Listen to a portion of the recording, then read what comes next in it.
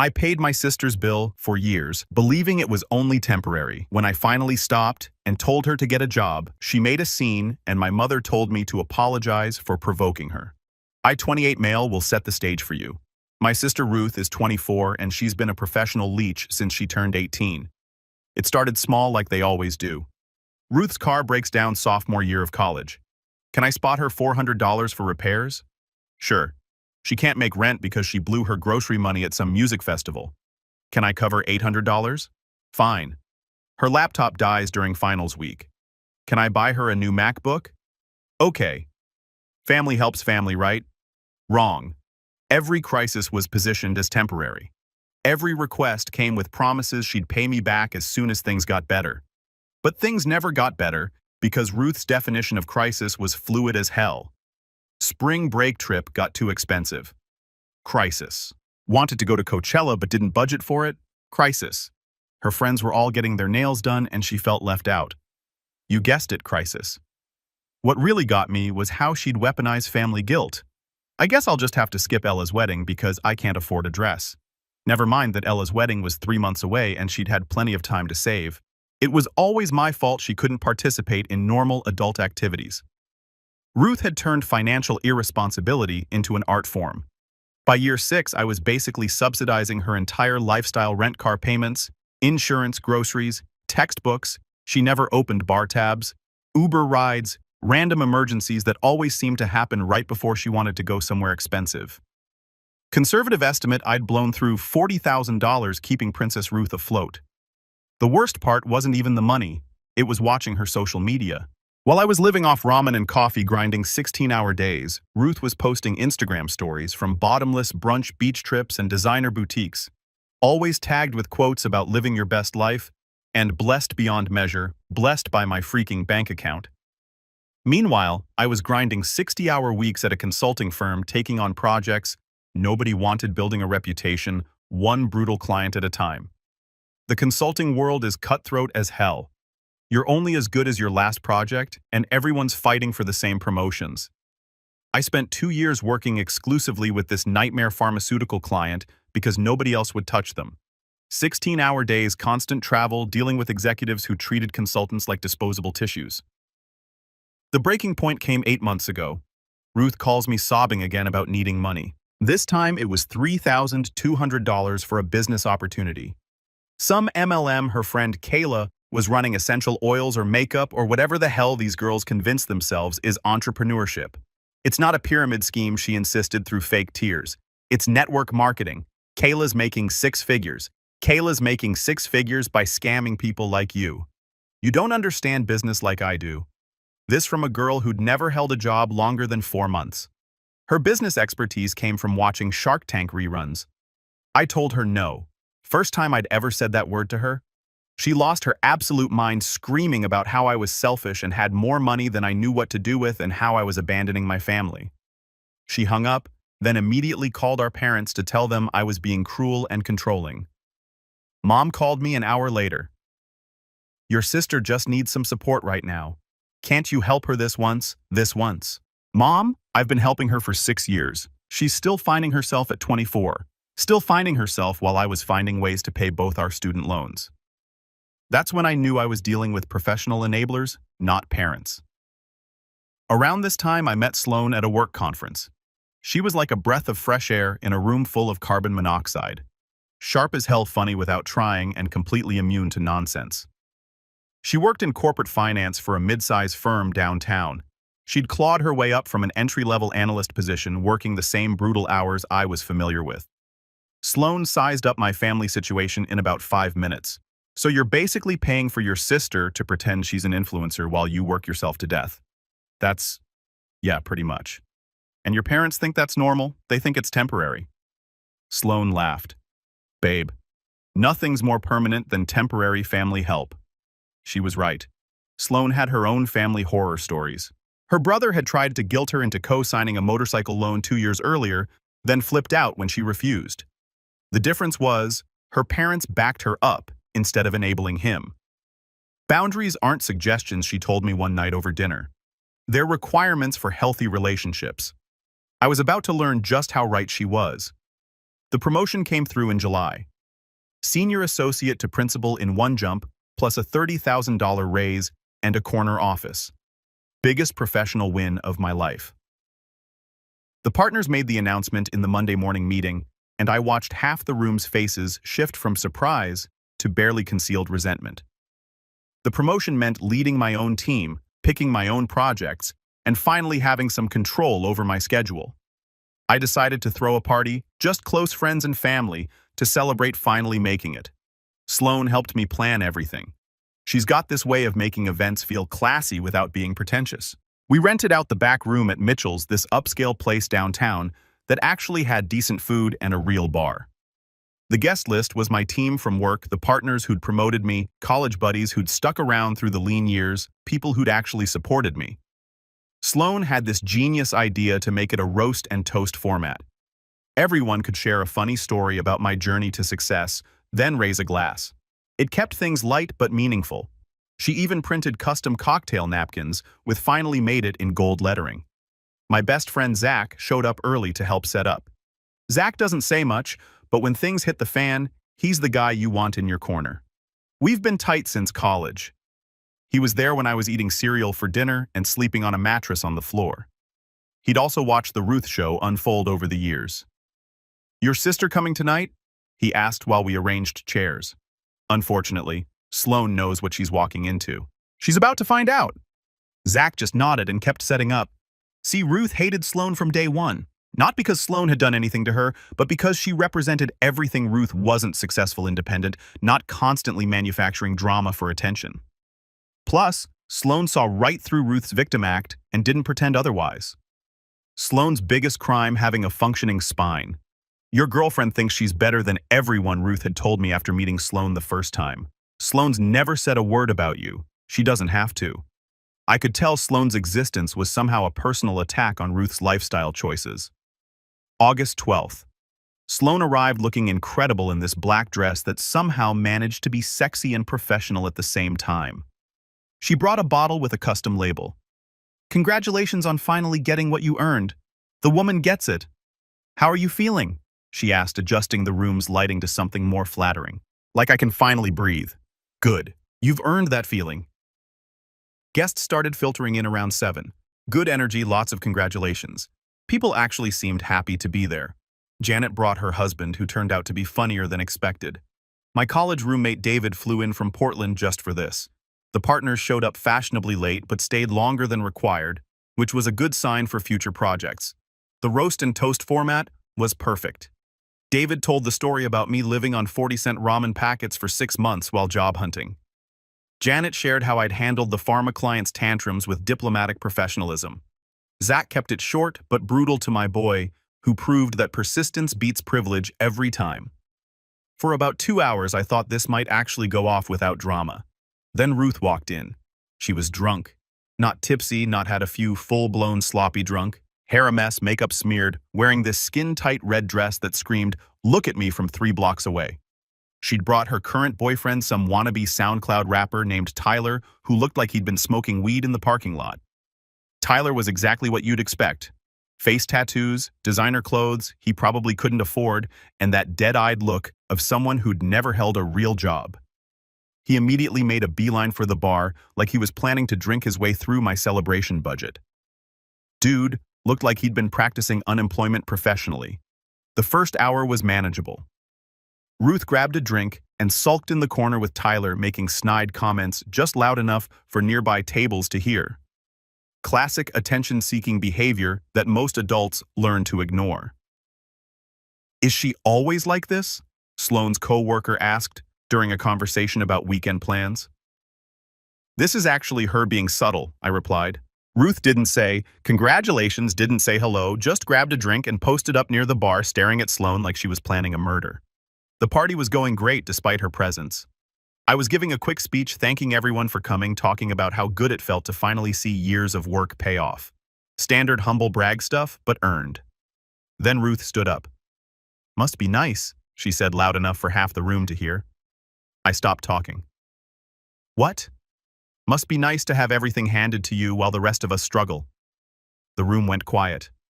Sloane's face went from smiling to stone cold in about 2 seconds. Zach set down his drink and took a step closer. Janet looked confused. She knew how hard I'd worked for this promotion. "Ruth, maybe we should." "No, I'm tired of pretending." She was swaying now, pointing her drink at me like a weapon. Mr. Perfect over here with his fancy promotion and his stuck-up girlfriend acting like he earned something when mommy and daddy paid for everything. That was rich coming from someone whose entire adult life had been subsidized by my paychecks. But logic isn't a narcissist's strong suit. That's when Sloane stood up. "Excuse me." Sloane's voice was calm. "Did you just say my boyfriend didn't earn his promotion?" "I said what I said." "Cool. Just wanted to make sure I heard you right before I responded." Sloane turned to address the room like she was giving a presentation.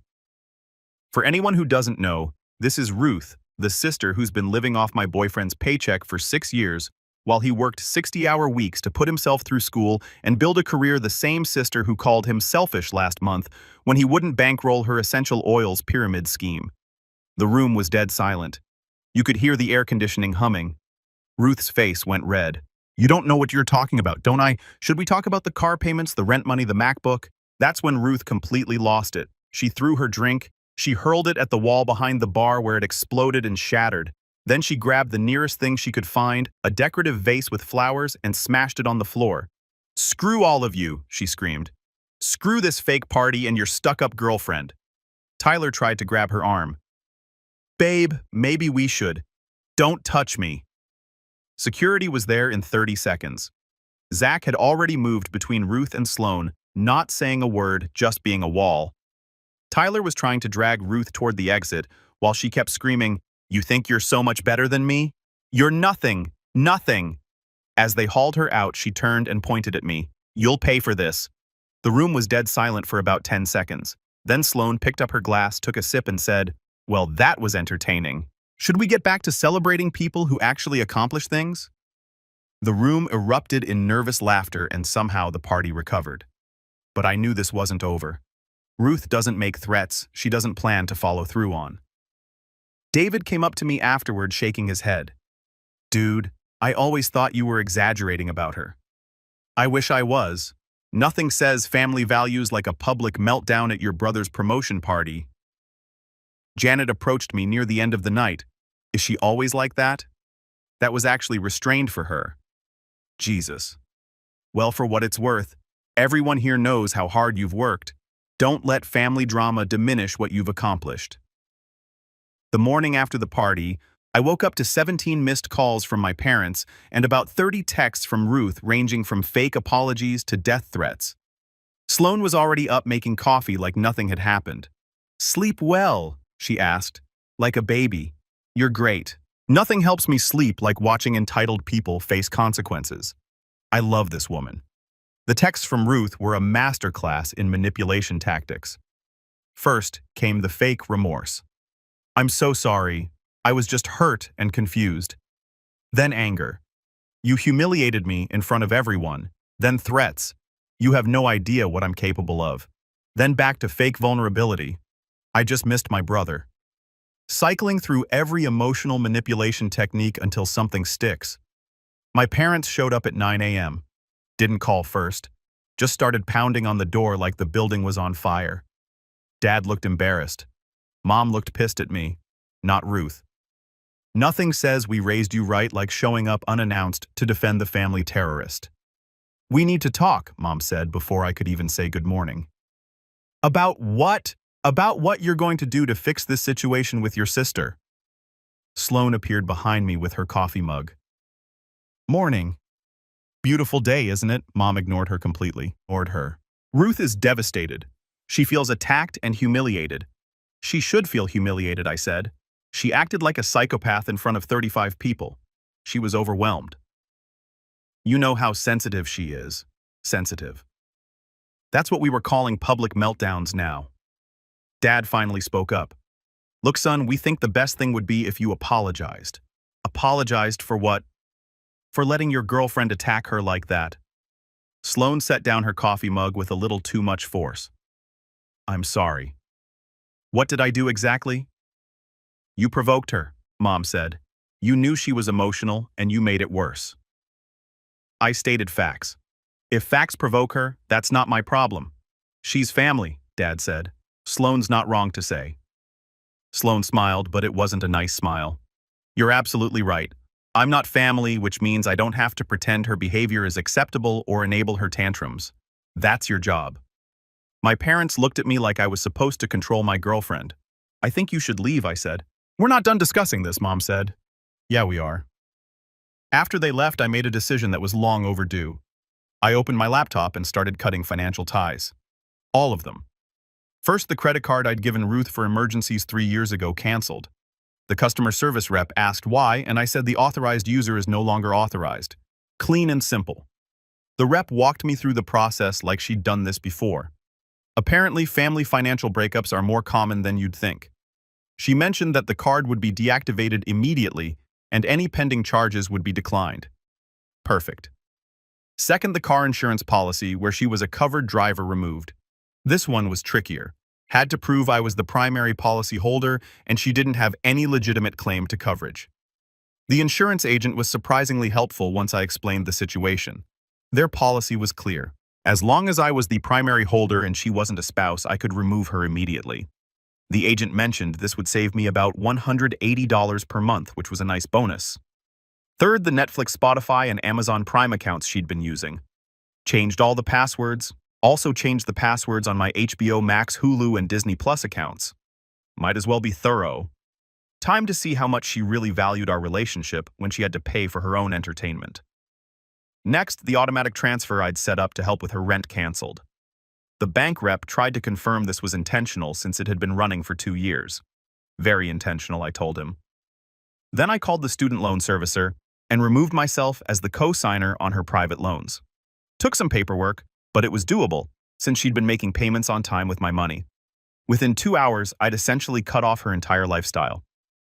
My phone started buzzing immediately. First texts, then calls, then voicemails that got progressively more unhinged.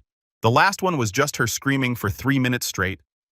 What the hell is wrong with you? You can't just abandon me like this. I need that money. You're destroying my life. No, sweetheart, I was stopping the destruction of mine. 2 days later, my parents showed up unannounced again. This time, they looked pissed from the moment I opened the door.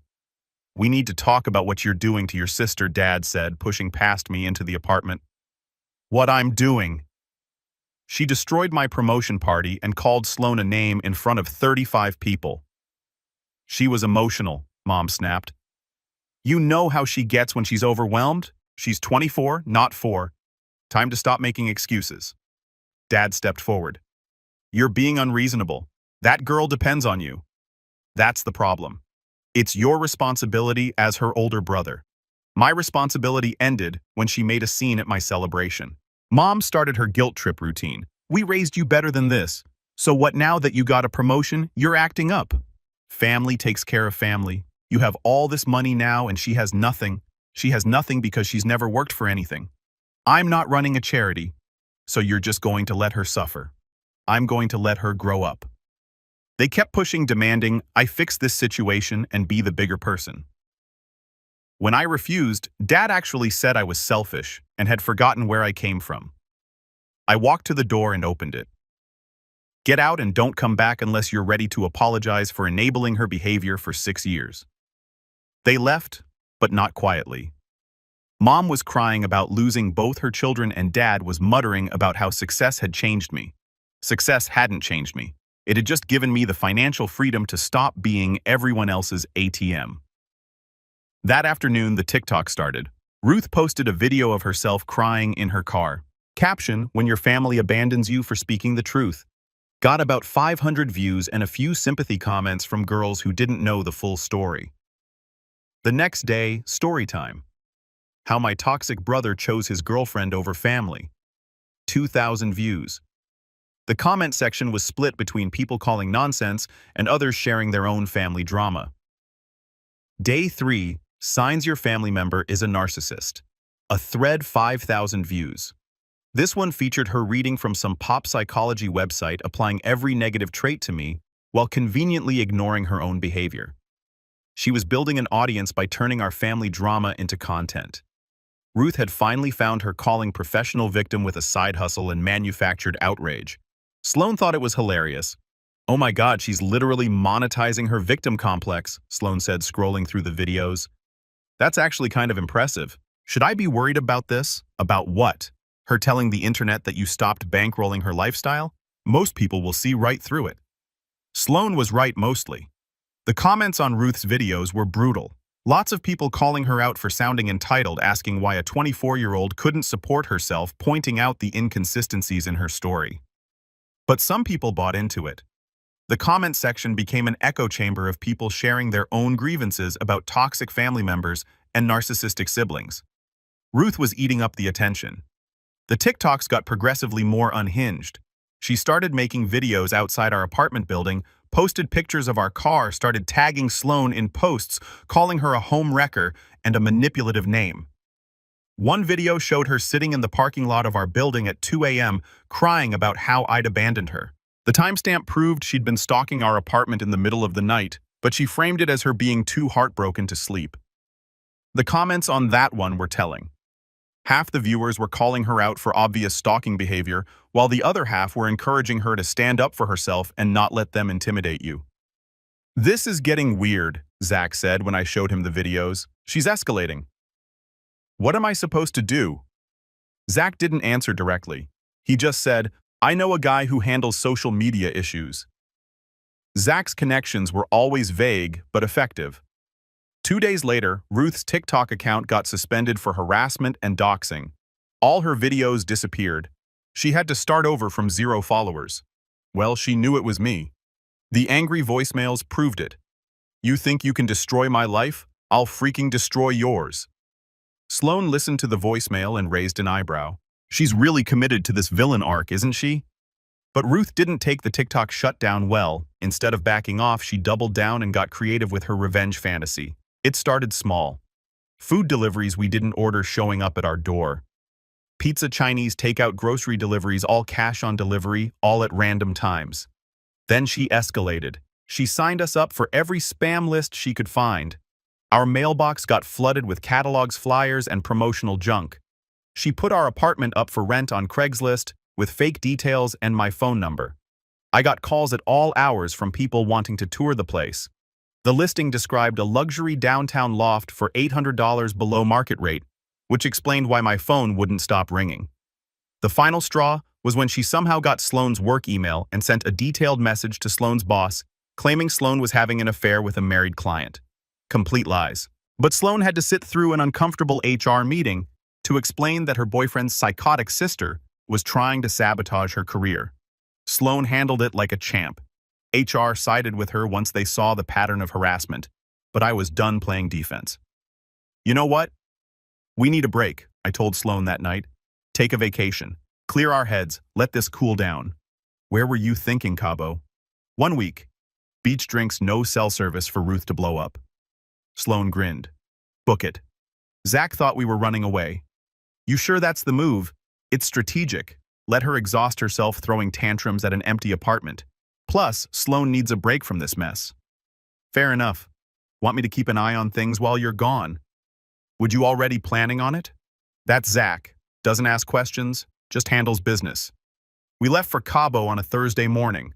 Direct flight, beachfront resort, the works. 5-star accommodations, infinity pool overlooking the ocean room service that didn't come with a side of family drama. For 6 days, we didn't think about Ruth once. Sloan got a tan. I actually relaxed for the first time in months. And we remembered what our relationship was like without a psychotic third party trying to destroy it. "I forgot what it felt like to not be constantly looking over our shoulders," Sloan said on day 3, sipping a margarita that was stronger than it looked. "This is what normal people's relationships are like. Normal people don't have to get restraining orders against their siblings. Sweetheart, normal people don't have siblings like Ruth." We were drinking margaritas on the beach Tuesday afternoon when Sloan's phone buzzed with a text from her friend Ella. You might want to check Instagram. Ruth's having a moment." Sloan opened the app and started laughing. Oh, she's completely lost it now. Ruth had posted a series of Instagram stories outside our apartment building. Pictures of our door, our windows, our parking spot. Captions like "hiding like cowards" and "can't face the truth" and "karma's coming." The timestamps showed she'd been there multiple times over the past week, morning, afternoon, evening, like she was conducting surveillance on an empty apartment. She's literally stalking our apartment, Sloan said. That's actually sad. We screenshotted everything and went back to our margaritas. Let her wear herself out. Big mistake. I didn't know things could get worse. We flew back Sunday evening tired but refreshed and ready to deal with whatever tantrum was waiting for us. The Uber dropped us off in front of our building around 9 p.m. That's when we saw the damage. My car, the one I'd worked my ass off to buy, was completely trashed. All 4 tires, slashed windshield, cracked, a word keyed into the driver's side door in letters about 6 inches tall. Someone had poured what looked like motor oil all over the hood. Holy crap, Sloan said, pulling out her phone to take pictures. The damage was extensive and personal. This wasn't random vandalism. Someone had spent time making sure every surface was screwed up. The keying went deep enough to reach the metal underneath the paint. The windshield crack ran from corner to corner. Even the mirrors were smashed. Our apartment door was worse, completely covered in dried egg, like someone had hurled 24 raw eggs at it. The smell was horrific. Dried egg mixed with week-old heat and humidity creates a stench that could knock a buzzard off a garbage truck. This is going to cost her, Sloan said, still taking pictures. Ruth had really outdone herself this time. Most people just key cars when they're pissed. She'd gone full Jackson Pollock with breakfast food. Please tell me we have security cameras in this building. We did. And Ruth was dumb enough to do all of this during daylight hours while looking directly at the cameras. Zach showed up 20 minutes after I called him, took one look at the damage and said, "Time to end this." The building manager was surprisingly helpful. Turns out Ruth's vandalism spree had kept several tenants awake, and they were pissed. He pulled the security footage immediately and burned it to a DVD. Saturday afternoon, broad daylight, multiple cameras, he said, fast-forwarding through the footage. Your sister's either incredibly stupid or incredibly confident. The video was beautiful. Crystal clear shots of Ruth and Tyler showing up with supplies like they were planning a home improvement project. Faces visible, license plate, readable audio, picking up Ruth's laughter while she keyed my car. Over an hour of premeditated destruction. 20 minutes destroying the car, another 30 throwing eggs with professional dedication. Tyler looked nervous the whole time, but Ruth was having the time of her life. She's literally waving at the camera here, the building manager said, pointing at the screen. Never seen anything this deliberate. Criminal mastermind, my butt. Ruth had the stealth skills of a drunk rhinoceros. Sloan and I went to the police station first thing Monday morning, filed reports for vandalism, harassment, and criminal damage to property. The desk sergeant took one look at the video and said it was pretty cut and dried. Did we want to press full charges? Hell yes, we did. Every single one they could think of, plus a restraining order. The cop walked us through the process. Criminal charges would be filed based on the evidence, and they'd issue a warrant for Ruth's arrest. The restraining order was separate, civil court, different process, but the criminal evidence would support our case. With video this clear, he figured she'd probably take a plea deal since most people don't want to go to trial when there's HD footage of them committing crimes. The restraining order paperwork was filed that afternoon. Meanwhile, I called my insurance company about the car. They took one look at the police report and the security footage and cut me a check for $4,800 in damages. But here's the thing. Insurance companies don't just eat costs like that. They go after whoever caused the damage. The adjuster explained they'd be pursuing subrogation against whoever was responsible. Criminal conviction makes it easier, but the video evidence was solid either way. Ruth was about to get a very expensive lesson in consequences. My parents called Tuesday morning. Mom was crying before I even said hello. The police came to our house. They arrested Ruth. Good. How can you say that she's your sister? She's a criminal who destroyed my property and harassed my girlfriend's employer. We need to talk. Can you please just... I hung up. Sloan was handling the apartment door situation, called a professional cleaning service, documented everything for our renter's insurance claim, took about 50 photos for evidence. How much is this going to cost her? Sloan asked while watching the cleaning crew scrape dried egg off our door. Between the car repairs, my insurance deductible, the door cleaning court costs, and legal fees, probably around $8,000, maybe more if the judge decides to get creative. She smiled. That's a lot of essential oils she'll have to sell. Wednesday afternoon, Zach texted me. Ruth made bail. She's staying at your parents'. Of course, they bailed her out instead of letting her sit in jail and think about what she'd done. My phone started ringing an hour later. Dad this time. Son, we need to meet. This has gone too far. You're right. It went too far when she trashed my car and egged my door. She made a mistake. She committed multiple felonies. There's a difference. Can't we work this out as a family? We're not family anymore. We're plaintiff and defendant. I hung up and immediately called my lawyer to make sure the restraining order paperwork was moving forward. Thursday morning, I got a call from Ruth's public defender. His client wanted to discuss a settlement to avoid trial. Full restitution for damages, plus she'd agree to stay away from us permanently. How much restitution? She was prepared to offer $2,000. I actually laughed. The car damage alone was $4,800. Add the door cleaning, my insurance deductible, emotional distress, and punitive damages, and we were looking at closer to $12,000. That seemed excessive to him, I guess. I told him vandalism and stalking were pretty excessive too. He said he'd call me back. He didn't. The restraining order hearing was scheduled for the following Monday. Sloan and I showed up with our evidence folder, our lawyer, and Zach for moral support. Ruth showed up with my parents. This was about to get interesting. Monday morning, 9 a.m. Family court was exactly as depressing as you'd expect. Ruth sat across the courtroom with my parents and her public defender. She dressed up for the occasion in what I'm pretty sure was Mom's church outfit, trying to look like a responsible adult instead of the unhinged stalker she'd become. The costume change was impressive, but you can't dress up crazy. Our lawyer reviewed all our evidence and had that calm confidence that comes from dealing with crazy people professionally. She told us this was one of the more clear-cut cases she'd seen. The video evidence eliminated any he said, she said arguments. The judge looked tired already, and it wasn't even 9:30. Our lawyer presented the case. The financial harassment, the TikTok stalking, the fake Craigslist ads, the work harassment, the property damage. She had printed screenshots, the security footage queued up on a laptop, and a timeline that made Ruth's escalation pattern crystal clear. The security footage hit hardest. Watching Ruth laugh while she keyed my car, seeing her throw eggs at our door like she was having the time of her life. The judge watched the whole thing without expression. When it finished, he turned his attention to Ruth's public defender, who looked like he wanted to disappear into the floor. The poor bastard tried to argue that Ruth had just acted inappropriately during emotional distress and that our response was disproportionate, but the judge wasn't having it. He cut through the nonsense immediately.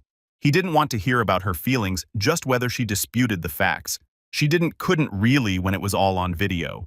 When the judge called Ruth's name, she stood up looking scared for the first time in months. The judge laid into her about the months-long harassment campaign that had culminated in thousands of dollars in property damage. He asked if she had anything to say before he made his ruling.